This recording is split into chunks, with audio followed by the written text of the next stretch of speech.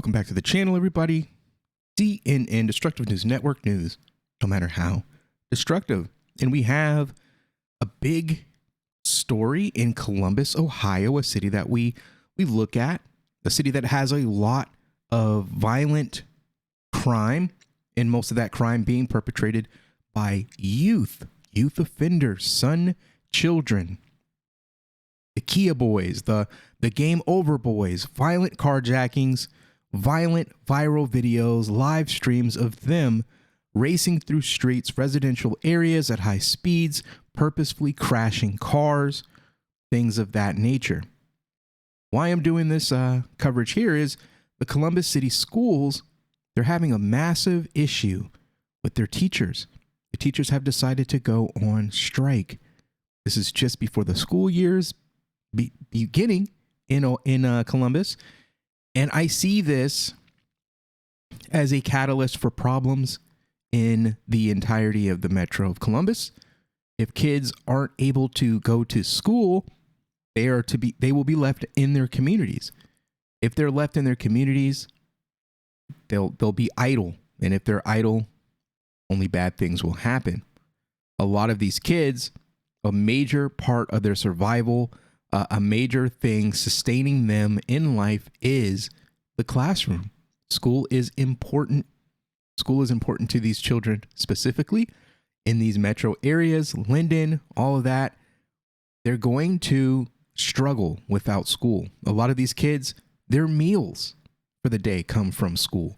Without school, they won't have the ability to get a scheduled meal. Breakfast, lunch, and sometimes dinner.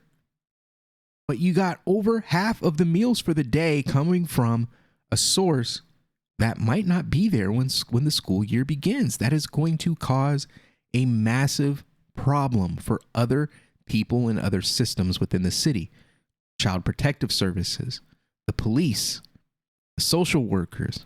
This is going to be a really big problem. So let's take a look and see what they're talking about. The district decided to cut off negotiations before they were ready to be done with. We had made progress on the proposals that were made, but the job is still not done, and we want more for our students in Columbus. And I'm not anti-union, but I do feel like the Department of Education and the way that things are structured are just not fit for the times that we live in today. I don't see anything that the teachers are asking in this district to be extreme in any way.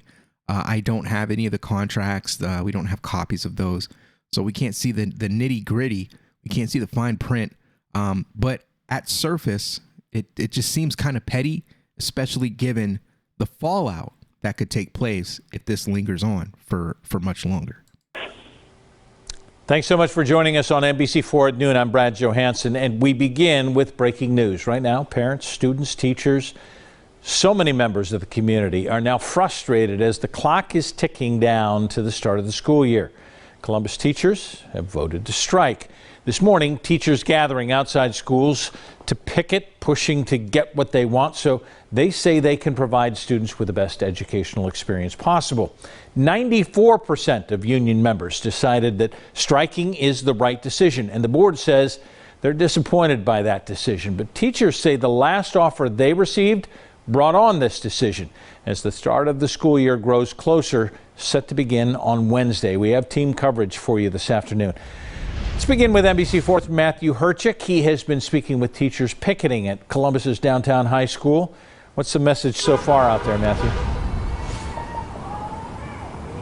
Yeah, good morning, Brad. You can see the teachers and educators picketing here behind me. They've been placed at different areas around the school since 7 o'clock this morning. And while this has been a really difficult decision, I really want to look at like how the schools managed, what the budgets are. I want to see the makeup of the school board, what they seem to be for, how long they've been there, the performance of the school. A lot of the people, from the city are saying that the schools are in bad shape. ACs are broken. People are sweating to death in classes. The class sizes are way too big to manage. the typical stuff that, public schools have to deal with. Raise for 3 years, a commitment to fixing air conditioning issues, smaller class sizes for grades K through 5, more help for students from specialists, and more time for teachers to plan. So I want to know the class size thing, like how many students do they currently have? The student number, has it been increasing? What is appropriate? What do they believe is appropriate? What does the school board believe is appropriate? Should there be a cap? I mean, there should be like a overflow. Once a certain amount of students is reached, you should add a class or add a teacher. Where do they see that taking place? Is it 20 students? Is it 30 students? 35 students?